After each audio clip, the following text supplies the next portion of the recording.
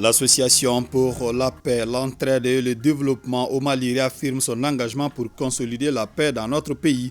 Annonce faite hier au Premier ministre Dr Choguel Kokala Maïga au cours d'une rencontre. Elle compte prochainement procéder au lancement de ses activités sur le terrain et sollicite la participation des autorités. Les différentes couches de Gao s'approprient de la nouvelle loi électorale du Mali. Le document est expliqué par une mission du Conseil national de transition.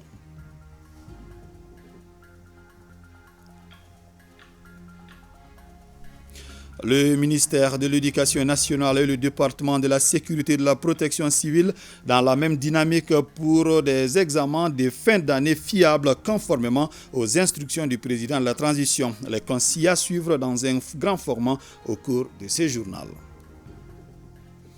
Indice de la pauvreté au Mali, c'est le sujet sous la loupe de la chronique Un jour, une formule, un sujet en référence à la démographie mondiale et le niveau de la pauvreté qui inquiète.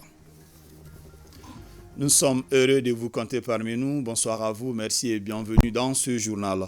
Conseil de cabinet, la rencontre a porté sur 3 dossiers portant sur des contrats de recherche et de partage de production de ressources pétrolières et gazières au Mali. Ces dossiers initiés par les autorités de la transition visent à relancer la recherche dans ces secteurs. Pour plus de précisions, écoutons Lamine Seydou Traoré, ministre des Mines, de l'Énergie et de l'Eau. Il est au micro de Nouhoum Sissoko. Depuis l'éclatement de la crise en 2012, le Mali n'a signé aucun contrat de recherche. Pire, toutes les sociétés étrangères qui étaient au Mali se sont retirées en évoquant le cas de force majeure.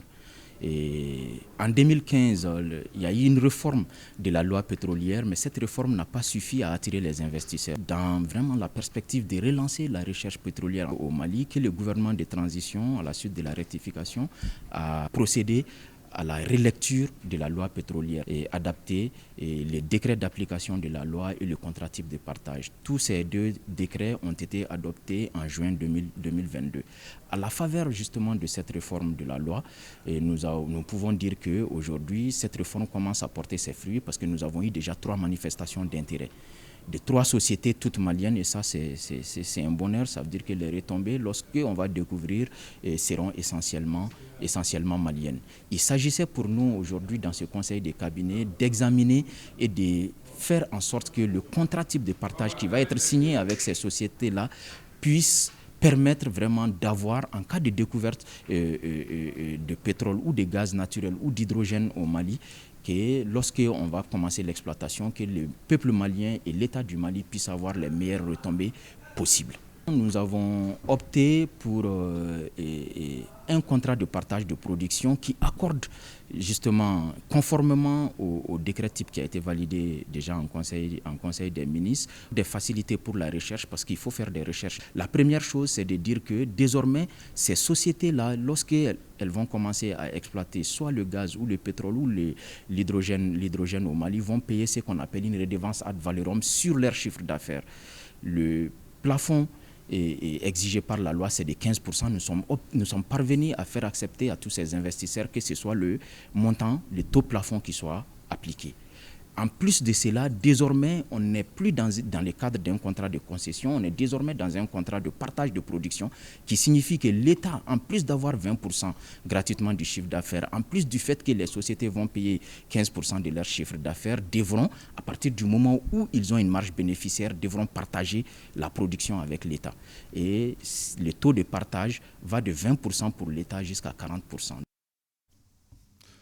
Le Premier ministre Dr Choguel Kokala Maïga a reçu hier après-midi la coordination des associations pour la paix, l'entraide et le développement au Mali. Les membres de l'organisation ont exprimé leur volonté de contribuer à la paix en agissant auprès des communautés qu'ils représentent. La COPEDEM compte prochainement procéder au lancement de ses activités sur le terrain et sollicite la participation des autorités. Alucine Touré. La KPDM est une organisation qui regroupe 21 structures communautaires, culturelles et de développement. Elle œuvre à la promotion de la paix et du vivre ensemble et pour ce faire, elle dispose de plusieurs instances de décision. Cette rencontre avec le chef du gouvernement vise d'abord à faire connaître l'organisation auprès des autorités, à proposer ensuite ses services dans le cadre de la recherche de la paix et l'instauration des bases d'un développement économique et social. La CAPEDEM est composée aujourd'hui de 21 associations fondatrices.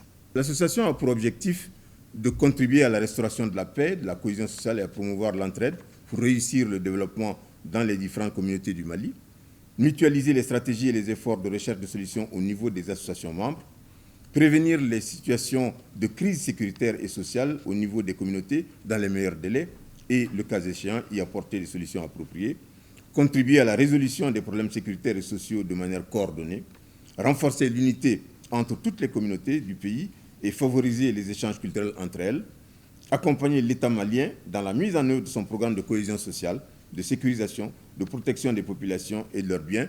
Nul besoin, Monsieur le Premier ministre, d'insister sur la dimension que les questions de sécurité aujourd'hui ne sont pas gérées que par les forces armées de sécurité et que la mobilisation des populations devient une dimension fondamentale pour assurer la pleine couverture de notre pays. Et donc la CAPEDEM se propose de jouer pleinement son rôle pour assurer cette interface et cette contribution des populations. Riche de plusieurs personnalités ayant fait leurs preuves au service du Mali, la CAPEDEM prodigue quelques conseils aux autorités. Je voudrais vous dire personnellement, et je suis sûr que je traduis le sentiment de mes compagnons, que vous avez fait du bon travail. Jusqu'à présent, la lutte que vous avez menée, c'est pour nous faire comprendre ce que nous devons faire, ce que le Mali doit faire pour se tenir debout. Donc, à partir d'aujourd'hui, c'est la mise en œuvre de cette promesse qui reste à faire. La CAPEDEM, qui procédera au lancement de ses activités dans 2 mois, sollicite la participation active des autorités, lesquelles ont bien accueilli la démarche à l'image du Premier ministre. Ce dont notre pays a le plus besoin aujourd'hui, qui ressort régulièrement des discours du président, c'est de pouvoir faire l'union sacrée des Maliens autour de l'essentiel. Beaucoup pensent que quand on parle d'union sacrée, c'est un accord entre les partis politiques, une sorte d'unanimité. Quand on entend le président parler d'union sacrée, certainement c'est au niveau de la société civile que cette union sacrée peut se faire plus facilement. Au niveau de la classe politique, il y aura toujours des débats, c'est la nature même du système multipartisan. Et dans cette union sacrée, je pense que vous avez un rôle important, sinon prépondérant, à jouer. Je voudrais insister sur la nécessité pour nous, avec l'aide de tous les Maliens, notamment votre organisation, de dire aux Maliens et d'affirmer qu'en réalité, le retour de la paix passe forcément par la présence de l'État. Quelle que soit la bonne volonté des associations, des différentes organisations, aussi longtemps que l'État ne sera pas présent, n'aura pas joué son rôle régalien d'arbitre, de protecteur des citoyens, les bonnes volontés des associations ne pourront pas se concrétiser. Nous avons aussi les différentes réformes qui doivent survenir pendant la transition, qui vont connaître un processus accéléré pour redonner confiance à l'ensemble des acteurs politiques, pour que personne ne s'interroge plus sur la durée de la transition, étant donné que les questions qui nous opposaient par le passé sont aujourd'hui derrière nous. Dans cette marche forcée de l'histoire de notre pays, je pense que votre organisation aura un rôle éminent à jouer, j'allais dire un rôle central. Le chef du gouvernement a saisi l'occasion, comme de coutume, pour transmettre l'hommage du président de la transition aux populations maliennes pour leur résilience face aux restrictions imposées par nos voisins. Tous les Maliens, même ceux qui pour une raison d'accord n'étaient pas d'accord avec la démarche du gouvernement, se sont imposés un certain silence. Et donc, il nous revient, le président insiste là-dessus, qu'à chaque fois qu'on vous rencontre, vous et d'autres, de vous exprimer sa reconnaissance et celle du gouvernement. Parce que le dessein de la transition, en réalité, s'est joué pendant cette période d'embargo. Quant à l'invitation des autorités à participer au lancement de leur coordination, elle est tombée dans une oreille attentive car le Premier ministre a promis de transmettre l'invitation à qui de droit. Après la primature, les membres de la coordination des associations pour la paix, l'entraide et le développement au Mali ont été également reçus par le président du Conseil national de transition. Ils étaient venus non seulement présenter leur organisation, mais aussi solliciter l'accompagnement de l'institution. Adama Samasikou, premier vice-président de cette coordination, est au micro de Sorona Kamisoko. Ce matin, nous avons eu l'honneur d'être reçus par le président du CNT, mise en mission par le président de la coordination des associations pour la paix, l'entraide et le développement au Mali, le président Ousmane Issoufou Maïga, afin de présenter à l'honorable président du CNT cette initiative que nous avons prise et le processus de la mise en place de cette initiative. L'initiative consiste à créer une fêtière de toutes les associations culturelles, communautaires et de développement au Mali, afin de constituer ce que nous appelons la société civile des terroirs. Et donc l'idée pour nous, c'est de faire en sorte que la coordination, la KPDM, puisse être l'interface avec les institutions de la République dans une période aussi cruciale que celle d'aujourd'hui. Cette union sacrée des patriotes, nous avons estimé que notre coordination pouvait y apporter sa contribution. Non seulement il nous a rassuré de sa disponibilité, mais il nous a fait l'honneur de nous exprimer en des propos très élogieux l'importance de cette initiative et le prix qu'il attache à la mise en œuvre de cette initiative. Nous avons donc aussi évoqué le processus de mise en place de la coordination. Le 14 août, s'il plaît à Dieu, l'Assemblée générale constitutive de la coordination. Le 11 septembre, s'il plaît à Dieu, le lancement officiel de la KPDM, avec l'accompagnement, nous le souhaitons, des plus hautes autorités du pays. Les différentes couches de Gao s'approprient de la nouvelle loi électorale du Mali. Le document est expliqué en détail par une mission du Conseil national de transition et les travaux se tiennent dans la salle de conférence du gouverneur Aliou Idrissa Maïga. Ce matin, les populations de la région de Gao ont effectué le déplacement pour répondre à l'appel du Conseil national de transition CNT. Objectif, prendre part à la session de vulgarisation de la nouvelle loi électorale promulguée par le colonel Assimi Goïta, président de la transition. À la clôture de la session ordinaire du mois d'avril, le président du Conseil national de transition, dans son discours de clôture, avait affirmé qu'il enverrait sur le terrain la commission des lois pour restituer la loi électorale qui a été adoptée en son sein le 17 promulguée par le président de la transition le 24 juin. Voilà la raison pour laquelle le président a souhaité mettre sur le terrain la commission des lois pour venir au plus près des populations, vulgariser cette loi, recueillir leurs contributions pour qu'au cas où, après la réforme constitutionnelle, il y a de nouvelles modifications à apporter, nous puissions prendre en charge les autres insuffisances. Population de Gao, profitez bien de l'honorable président de la commission loi pour vraiment faire sienne cette loi électorale afin que les élections puissent se passer dans notre région et dans tout le Mali sans grande difficulté, sans conflit post-électoral. Les autorités administratives et coutumières, ainsi que les représentants des partis politiques et de la société civile sont les participants à la session de Gao. Ils sont venus de tous les cercles de la région pour mieux appréhender la loi électorale. J'étais émerveillé par l'exposé que le CNT a fait pour trouver des solutions à notre pays. Le plus important pour nous, on est en train de débattre des propositions que le CNT a fait. On est en train de faire des recommandations. Pour moi, vraiment, ils ont trouvé de bonnes solutions. On parle du nouveau Mali et en parlant du nouveau Mali, il faut préparer des élections crédibles avec des organes de gestion crédibles. Ils nous ont parlé de l'organe de gestion unique qui a été prévu, des contours. Donc nous aussi, nous avons donné nos observations et nous pensons que ces observations seront prises en compte pour que le Mali puisse sortir de cette crise. Auparavant, la délégation du Conseil national de transition a rendu visite aux notabilités de la ville de Gao.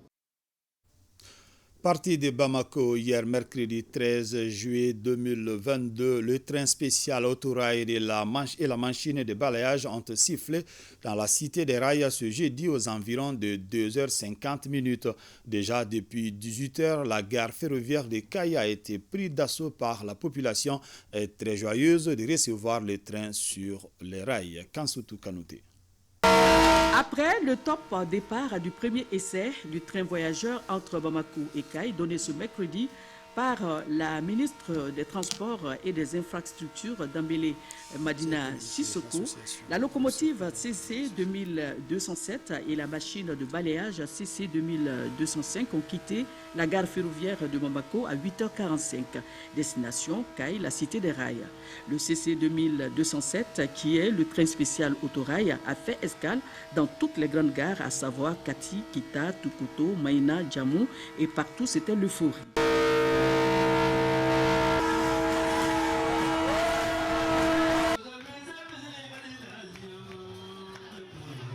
La machine de balayage qui avait pris le départ avant l'autorail est rentrée en gare à 0h et à 2h50 du matin, le train spécial autorail a fait son entrée en gare. Après plusieurs années d'attente, la population était soulagée. C'était des cris de joie un peu partout sur le quai de la gare ferroviaire de Kayi. Nous avons cru à nos autorités. Et aujourd'hui, dans le processus de relance, et que le train puisse venir en essai aujourd'hui, est un espoir pour nous. Alors ce qui fait que aujourd'hui, voilà, nous disons que le train ne va pas rentrer sans que nous soyons là. Et c'est pourquoi nous sommes là pour accueillir les trains qui sifflent en gare de Kayi. Kayi Badjevate, Doundakli, Anibodakli. Un sentiment de fierté de voir toute cette population nous accueillir pour ce essai de train pour la relance du trafic voyageur. Donc vraiment, moi je suis très comblé avec toute mon équipe qui m'accompagne. Oui, le train va continuer parce que nous sommes dans un processus de relance. La relance de l'activité ferroviaire, c'est tout un processus pour essayer de les corriger. Il reste encore des travaux complémentaires que nous allons faire pour consolider tout ce qui a été fait jusqu'ici en vue de reprendre le trafic cette fois-ci pour que ça ne s'arrête plus jamais. 492 km séparent Bamako de Kayi. Les machinistes, les conducteurs sont très heureux de reprendre du service. Golé Aminata Koura Mariko a conduit le train de Bamako jusqu'à Kayi. Nous sommes bien arrivés et dans les temps indiqués aussi. Les mots me manquent pour exprimer ma joie, tellement que nous avons été bien accueillis par la population. Le train n'est pas seulement un moyen de transport, c'est aussi toute une économie qui gravite autour. C'est la plus grande joie de voir les populations tant exulter du fait de la reprise du trafic de train qui est pratiquement leur patrimoine, j'ai même dit exclusif, parce que la région de Kayi et le train c'est une longue histoire. Donc c'est pratiquement un moyen qui est culturellement et prestigieusement adopté dans notre région. Cette relance du trafic ferroviaire phase essai fut une réussite puisqu'elle a été bien accueillie par les populations de cet axe reliant la capitale à la première région administrative du Mali. Rappelons que ce matin, sous une forte pluie, aux environs de 10 heures, le train spécial autorail a pris le chemin de retour en présence des autorités administratives, politiques, des membres du CNT et la population. C'est communiqué. L'association Kasso Keno félicite les autorités de la transition pour la marche vers la réalisation d'un rêve, celui de voir le train siffler de nouveau. En effet, le mercredi 13 juillet 2022 devient une date historique. Fermée le 5 mai 2018, la porte de la gare ferroviaire de Bamako ouvre pour s'aimer les graines du désenclavement total de la première région administrative du Mali. L'association Espace Kasso Keno se sent solidaire des actions du développement entreprises par les autorités de la transition. Elle adresse ses vifs remerciements au président de la transition et au gouvernement pour la relance des activités ferroviaires. Bonne nouvelle pour les opérateurs économiques du Mali. Le port autonome de Dakar décide d'annuler tous les frais de magasinage au niveau du port de Dakar. Après la levée de la sanction de la CEDEAO, une délégation du port autonome de Dakar est arrivée à Bamako. Elle a rencontré les opérateurs économiques maliens pour la relance du corridor Dakar-Bamako. Rappelons que le Mali est le premier partenaire économique du Sénégal dans la sous-région. Cette relance a été fortement saluée par les deux parties. Khadijatou Konaté. Selon les statistiques, 70% des marchandises du Mali passent par les corridors sénégalais. Ces corridors étaient paralysés par l'embargo imposé au Mali par la CEDEAO et l'UEMOA. Après la levée des sanctions, une délégation du port autonome de Dakar est à Bamako pour rencontrer les opérateurs économiques du Mali, l'ensemble des secteurs. Elle annonce l'annulation des frais de magasinage des marchandises en transit vers le Mali et ce sont des centaines de milliers de tonnes de marchandises qui sont concernées. L'embargo a eu comme conséquence le blocage dans l'évacuation des marchandises maliennes, l'engorgement des magasins et plateformes au port de Dakar qui ont engendré des surcoûts de magasinage, de stationnement et de surestarie. Cette situation a touché au capital de confiance entre les opérateurs économiques maliens et le port de Dakar. Je tiens à remercier personnellement le directeur général du port autonome de Dakar, M.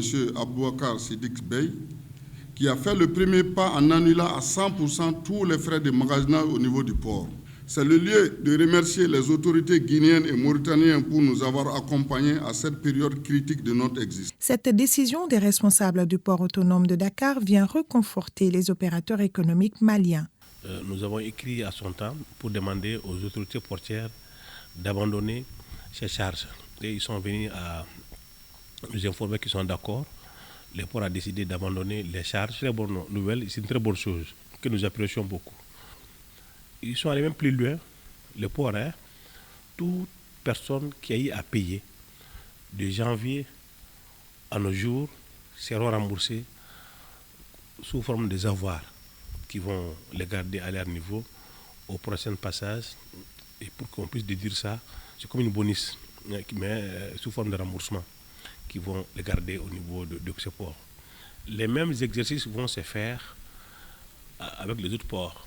Après la rencontre avec le port de Dakar, après le retour de notre mission, on va initier encore les mêmes missions à Abidjan et à Conakry, à Cotonou et Lomé et Tema et Nouakchott pour voir encore les ports et ses partenaires pour échanger avec eux, demander aussi qu'ils renoncent carrément les charges liées à cet embargo. Cette rencontre permet également d'envisager de meilleures perspectives entre Bamako et Dakar. Nous sommes conscients du rôle que nous devons jouer, de ce que nous devons faire ensemble pour un port fluide, pour un port performant au bénéfice des opérateurs que vous êtes. La décision d'annulation des frais de magasinage annoncée par le directeur général du port autonome de Dakar en ce qui concerne le port s'est eu du 7 janvier de la date d'application de l'embargo jusqu'à la date de levée de cet embargo. Les marchandises concernées sont le plus souvent les marchandises conventionnelles. La semaine prochaine, une délégation malienne est attendue au Sénégal pour l'élaboration de la stratégie nationale portuaire du Sénégal et les responsables du port comptent sur l'engagement de ses partenaires maliens pour la préparation du document. C'était là un reportage signé Khadijatou Kone.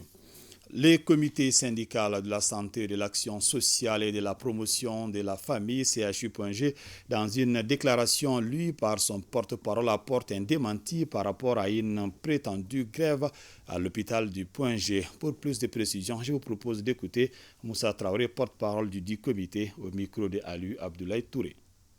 UNTM, syndicat national de la santé, comité syndical du Point G, SNASPF du CHU du Point G communique.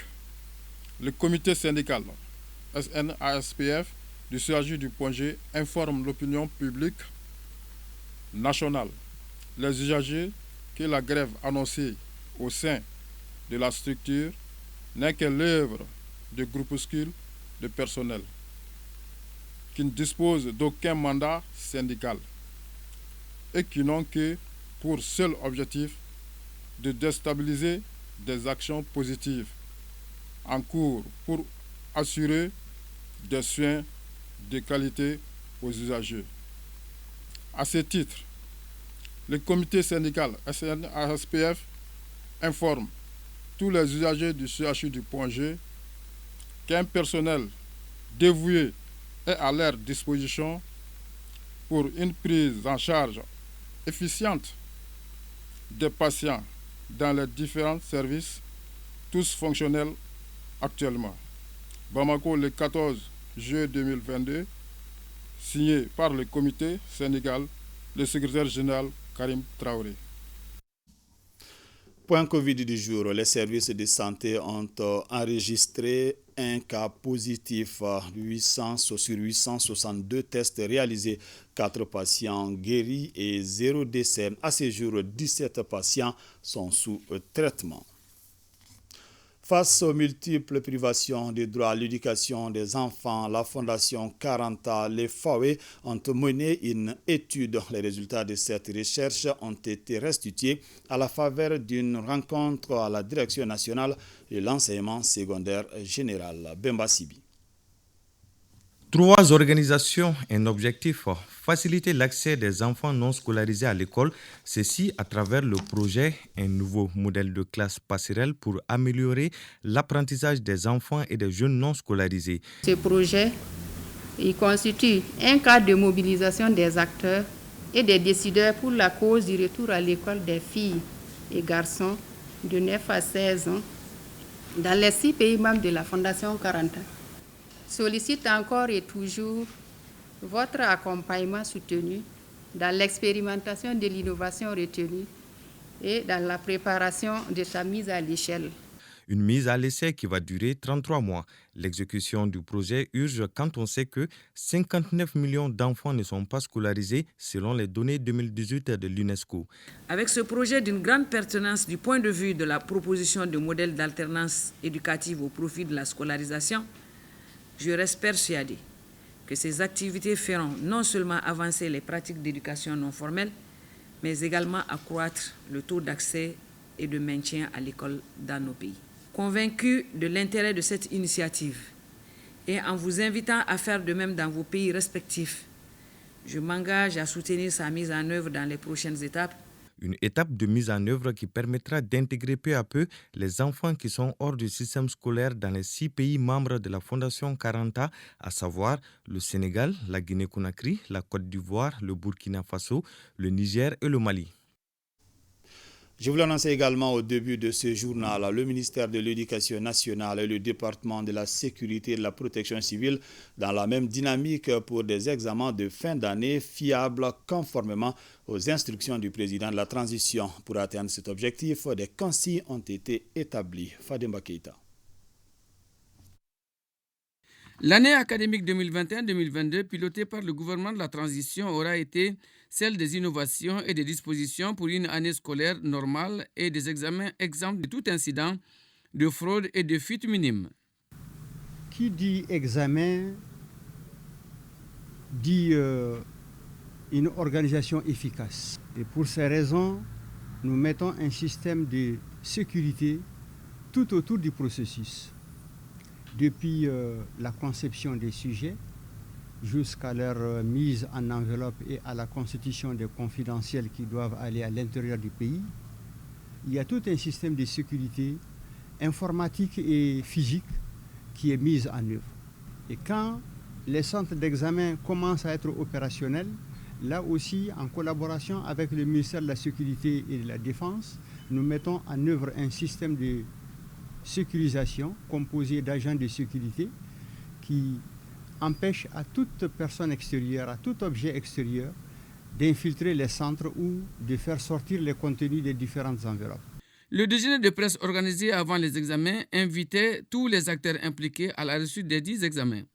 Il était aussi une mise en garde des semeurs éventuels de troubles mal intentionnés. C'est très important pour nous que vous, acteurs sociaux, acteurs techniques, hommes des médias, que vous puissiez nous accompagner dans le processus de moralisation de ces examens. Donc chacun peut jouer un rôle. Chacun peut apporter sa pierre à l'édifice. Chacun peut contribuer à juguler ce mal. Le ministère de la Sécurité et de la Protection civile prendra comme toujours toutes les dispositions afin de mettre hors état de nuire tous ceux qui vont enfreindre les dispositions préétablies. À l'occasion des examens scolaires qui ont eu lieu récemment, je fais référence au CAP, au DF, au BT, je peux affirmer que le ministère de la Sécurité et de la Protection civile a mis en œuvre tous les moyens humains et matériels pour assurer la plus grande sécurité et la meilleure transparence au bon déroulement des épreuves. Il y a eu un dispositif de sécurité assez robuste, composé des éléments de la police, des éléments de la gendarmerie nationale, de la garde nationale. Et s'agissant de quelques cas de fraude qui nous ont été rapportés et les tentatives de troubles à l'ordre public, nos personnels sur le terrain ont aussitôt interpellé les auteurs et nous les avons présentés à la justice pour qu'ils soient sévèrement punis. La démarche est le vœu des candidats qui aspirent à des diplômes reflètent leurs efforts. Diplômes indispensables pour qu'ils soient des cadres compétents et utiles à l'émergence économique de leur pays. Je compte affronter ces examens avec mes efforts personnels. Je ne compte pas sur la fraude, ni les sujets qu'on peut recevoir avant d'entrer dans la salle ou qu'on nous traite les examens dans la salle de classe. Je préfère compter sur mes propres efforts pour avoir le diplôme que je mérite. Parce que quand on compte sur la fraude, c'est une injustice envers les autres élèves. Car il y a d'autres élèves aussi qui n'auront pas accès à ce genre de choses. Banaliser les examens, c'est hypothéquer l'avenir du pays. Un pays émergent est une nation au cadre intègre bien formé. Le gouvernement de la transition veut que sortent pour toujours de nos établissements supérieurs, des établissements techniques et professionnels, des élites de la nation. Sauver l'école malienne, donner une éducation de qualité aux apprenants et enfin sécuriser les examens en minimisant la fraude, la fuite des vrais et faux sujets, c'est l'empreinte que le ministère de l'Éducation entend laisser. À suivre dans nos programmes l'intégralité de ce grand format de Fademba Keïta. Les journalistes de la station régionale de l'ORTM Koulikoro ainsi que ceux de la presse locale et animateurs de radio dans la cité du Méguétan renforcent leurs capacités sur la vérification des fausses informations. Cette initiative de l'Office des radios-télévisions du Mali vise à garantir aux citoyens des informations vérifiées. La cérémonie d'ouverture était présidée par le gouverneur de la région, le colonel Lamine Kapori Sanogo, en présence du directeur des ressources humaines de l'ORTM, Karamoko Porco Djemba Moussa Konate. C'est pour permettre aux hommes des médias de la presse publique et privée de Koulikoro de dissocier les vraies informations à celles fallacieuses que la Direction générale de l'Office de radio et télévision du Mali ORTM a initié cette formation. L'initiative vise à mieux outiller les hommes des médias de la cité de Méguétan sur les origines, les techniques d'identification et les conséquences des fausses informations sur la population. La situation que vit le pays en ce moment, tout le monde la connaît. On voit que l'information va dans tous les sens. Et pour cela, on doit quand même être amené à faire la part des choses en termes de bonnes ou mauvaises informations. C'est ce qui nous a amené à solliciter les formateurs pour pouvoir venir dispenser cette formation à Koulikoro ici. Il s'agit d'un rappel, dans un premier temps, des principes sacro-saints de notre profession. C'est comme le journalisme d'investigation approfondie. Et ensuite, on aura quelques outils et techniques qui permettront aux gens de pouvoir vérifier des images et des vidéos mal fondées visant à tromper l'opinion. Le chef de l'exécutif régional s'est réjoui de l'organisation de cette formation dans sa région qui, selon lui, permettra de lutter contre la désinformation. Elle est la suite d'un vaste programme de formation de 1500 élèves et étudiants, journalistes, blogueurs et autres professionnels de médias aux techniques de vérification des fausses informations à travers le Mali. La désinformation est un phénomène mondial qui entrave la bonne gouvernance et impactent négativement la vie des citoyens. Les mauvaises informations cultivent la haine entre les communautés et constituent un facteur aggravant de la crise. Les participants estiment que cette formation a été d'un apport capital pour eux. Aujourd'hui, avec l'abondance des réseaux sociaux, pratiquement on ne sait plus quelle est la vraie information. Donc ce que nous avons appris aujourd'hui, ça nous permet en tout cas de nous orienter et de nous réorienter vers la vraie information. La délégation de l'ERTM conduite par Karamogo Porgo s'est ensuite rendue à la station régionale de l'ERTM Koulikoro et sur le site du passage des tuyaux du forage de la station. Dans les 2 lieux visités, le directeur des ressources humaines de l'ERTM dit avoir pris bonne note des différents problèmes auxquels l'antenne régionale est confrontée. D'ici 5 ans, tous les citoyens du monde devront pouvoir accéder à une alerte relative à un phénomène naturel extrême. Recommandation des Nations Unies à l'endroit de l'Organisation météorologique mondiale, selon le directeur général de Mali Météo. Mali Météo qui publie régulièrement des alertes. Celles en cours prévoient jusqu'au 18 juillet des activités pluvio-orageuses d'une certaine intensité. Le directeur général de Mali Météo est l'invité de la semaine sur notre antenne. Je vous propose de suivre un extrait de cet entretien. Il est au micro de Yaya Konate. Nous sommes en train de mettre en place un programme que l'organisation météorologique avec les services météo sont en train de mettre en place, un programme d'alerte commun. Ça c'est pour les alertes, c'est-à-dire que dès qu'il y a une alerte, on met sur les sites web, on met aussi sur les réseaux sociaux pour que là où l'usager se trouve, pour qu'il puisse accéder à cette information. Je rappelle déjà que le secrétaire général des Nations Unies a demandé au secrétaire général de l'OMM de prendre les dispositions pour mettre en place un programme qui fera qu'en sorte que d'ici les 5 ans, chaque citoyen ait accès à l'alerte d'un phénomène météorologique extrêmes, notamment les vents forts, les températures élevées, les pluies, ainsi de suite, ainsi de suite. Mais comment est-ce que vous évaluez déjà ce que vous faites en la matière? Est-ce que vous estimez que les alertes que vous publiez déjà arrivent à l'usager final? Présentement, pour les réseaux sociaux, apparemment, on voit les retours. Et nous-mêmes, nous avions, il y a 2 ans, mené une petite enquête auprès des différents usagers, d'abord de la qualité de l'information, de l'accessibilité à l'information.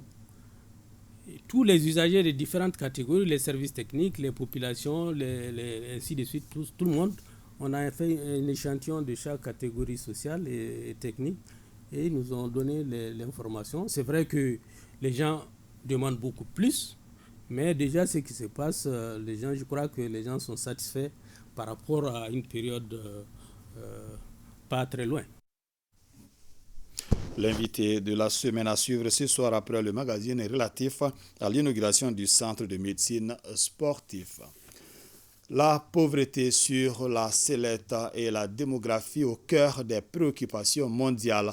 Tel semble résumer l'actualité de cette semaine et de la suivante sur le plan médiatique. En filigrane des objectifs du développement durable, en débat à New York avec la présence de notre ministre des Affaires étrangères et de la coopération internationale et la célébration en vue de la journée de la population. Et au moment où la flambée de la population mondiale et le niveau de la pauvreté inquiète. Indice de la pauvreté au Mali, c'est le sujet de la chronique Un jour, une formule avec Sori Ibrahima Keïta. Baromètre d'appréciation du développement humain, seul le changement du prisme est constant. La croissance économique était l'unique modèle de développement dans les années 70. 20 ans plus tard, la notion humaine s'y insère avec le premier rapport mondial sur le développement humain, une théorie et une approche qui intègrent à la fois les dimensions économiques, sociales et politiques du développement. Un processus qui élargit désormais pour les individus les champs des possibilités et renforce leurs capacités leur permettant de vivre longtemps et en bonne santé. dans des conditions de vie décentes, avec garantie d'accès au savoir, de participation à la vie des communautés et à la prise de décision les concernant.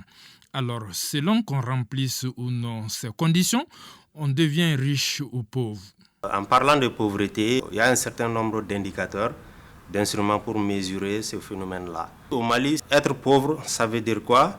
Toute personne qui dépense en dessous de 179 000 francs CFA environ. Ça, c'est la pauvreté monétaire, par an et par personne. Pour la pauvreté des conditions de vie, il faut que l'infrastructure existe, il faut que l'école existe, il faut que la structure de santé existe, il faut que la commune ait accès à l'électricité, par exemple, il faut que la commune dispose de marchés, de parcs de vaccination, d'aires d'abattage, etc.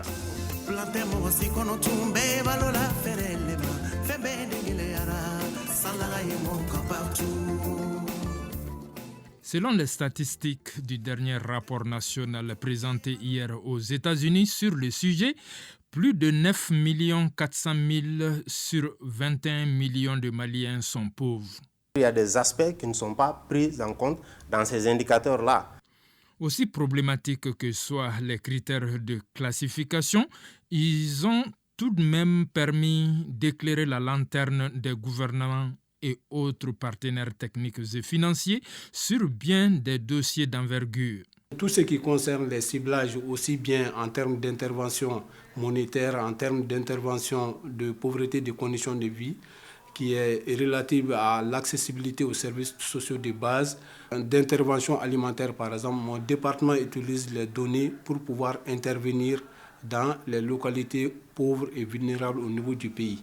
N'est-ce pas? Parce que nous avons développé un outil à notre niveau qu'on appelle le profil socio-économique de l'ensemble des communes du Mali. Donc, à part le recensement général de la population et de l'habitat, c'est la seule enquête qui est exhaustive et représentative jusqu'au niveau de l'ensemble des communes du Mali. Donc, je pense que ça, c'est un véritable outil d'intervention et d'orientation des politiques en matière de réduction de la pauvreté et des inégalités. L'indice de la pauvreté, on en sait un peu plus désormais. Reste à déterminer celui des partisans de moindres efforts, eux, facteurs évidents d'aggravation de la misère au Mali. Le consul général du Mali à Abidjan informe la communauté malienne que l'INPS a mis en place des opérations de contrôle physique de ses allocataires et pensionnés résidant à l'intérieur et à l'extérieur du Mali. À cet effet, il invite ceux d'Abidjan à se présenter au consulat au plus tard le 29 juillet 2022 munis de la carte d'assuré INPS, de la carte d'identité consulaire ou la carte NINA et des photos d'identité. Le consul général du Mali à Abidjan s'est compté sur la mobilisation et la bonne compréhension de tous. Vous pourrez suivre après ce journal un magazine sur l'inauguration du centre de médecine du sport inauguré le 12 juillet dernier par le Premier ministre. Magazine réalisé en partenariat avec le ministère de la Jeunesse et des Sports chargé de l'instruction civique et de la construction citoyenne. C'est donc la fin de cette édition. Merci de l'avoir suivi. Que le bon Dieu nous protège.